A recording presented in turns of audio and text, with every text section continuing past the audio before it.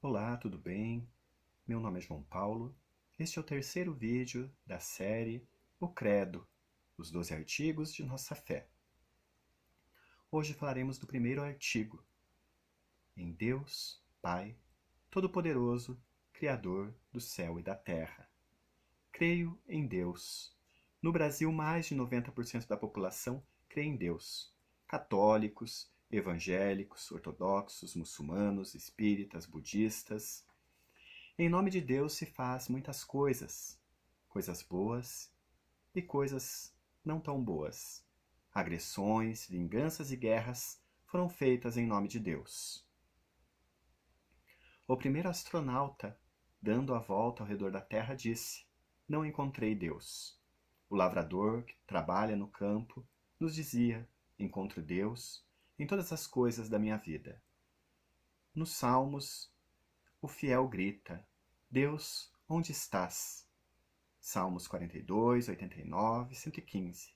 Já em outro salmo, o mesmo fiel diz a Deus: Tu me envolves por detrás e pela frente, e sobre mim colocas tua mão. É um saber maravilhoso que me ultrapassa. É alto demais, não posso atingi-lo. Salmo 139, versículos 5 e 6. Qual é o mistério desse nosso Deus? É o mesmo Deus para todos? Os 12 artigos do Credo são uma resposta segura a essas nossas perguntas e dúvidas. Pai. O que caracteriza e define a boa nova de Deus que Jesus nos trouxe é essa afirmação inicial do Credo. Creio em Deus, Pai. Já no Antigo Testamento, sobretudo durante o cativeiro na Babilônia, aparece a afirmação de que Deus é Pai. Mas é sobretudo a partir da experiência que Jesus teve de Deus como Pai que marcou a passagem do Antigo para o Novo Testamento. No Antigo Testamento, Deus é invocado como Pai por 15 vezes. No Novo Testamento, são 245 vezes. Jesus chamava Deus não apenas de Pai, mas também de Abba, Papai, nome carinhoso que acentua a intimidade familiar, diária e ressalta a proximidade da presença constante.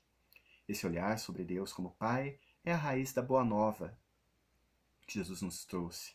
Deus não é uma ideia, uma teoria, uma coisa.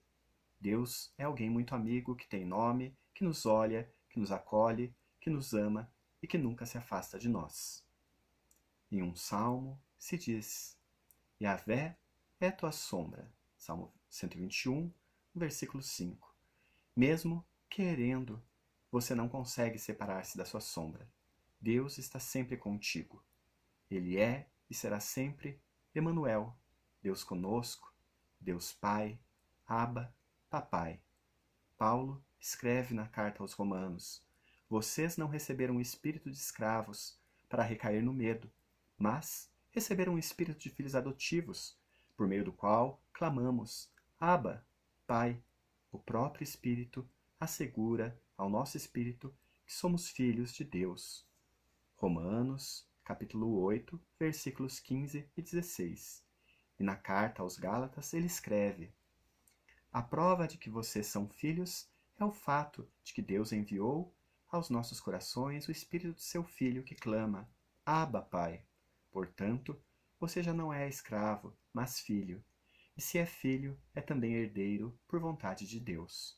Gálatas, capítulo 4, versículos 6 a 7. Todo-Poderoso. A criança, quando está com o pai, sente-se acolhida. E quando fica sabendo que o pai é forte e poderoso, ela se sente protegida, sem medo. Certa vez, um menino entrou no ônibus com o pai e pegou no sono durante a viagem. Durante a noite, acordou. Tudo escuro, barulho de motor, muita velocidade, forte movimento nas curvas da estrada. O menino sentiu medo e começou a chorar. O pai acendeu aquela luzinha pequena que fica em cima dos assentos nos ônibus. O menino viu o rosto do pai, sorriu e dormiu de novo. A fé em Deus Pai Todo-Poderoso é essa luzinha que o pai acende para nós durante a noite escura da nossa viagem pela vida. Criador.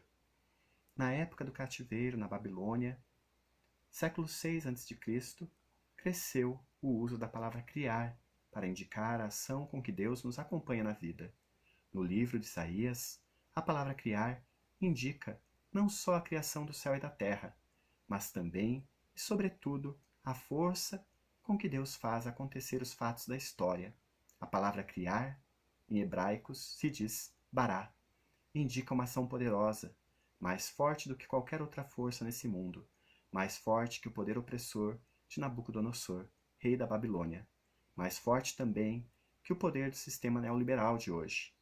É com essa ação criadora que Deus nos acompanha, todos os dias e em todos os momentos de nossa vida. É a luzinha da fé que clareia nosso caminho. Veja como os discípulos de Isaías, nas reuniões noturnas, durante o cativeiro, animavam a esperança dos exilados por meio dessa fé na ação criadora de Deus. Ergam os olhos para o céu e observem quem criou tudo isso. Aquele que organiza e põe em marcha o exército das estrelas, chamando cada uma pelo nome. Tão grande é teu poder e tão firme é sua força que ninguém deixa de se apresentar. Isaías, capítulo 40, versículo 26. Do céu e da terra, tudo que existe foi Deus quem criou. O universo todo, o céu e a terra, tudo é manifestação do poder criador do nosso Pai, tanto a beleza da criação como os acontecimentos da história, tanto a trovoada que mete medo, como a brisa da tarde que alivia e abranda. Tudo. Não é possível imaginar algo que não seja do céu e da terra. Onde quer que eu esteja, sempre me encontro na propriedade de meu Pai.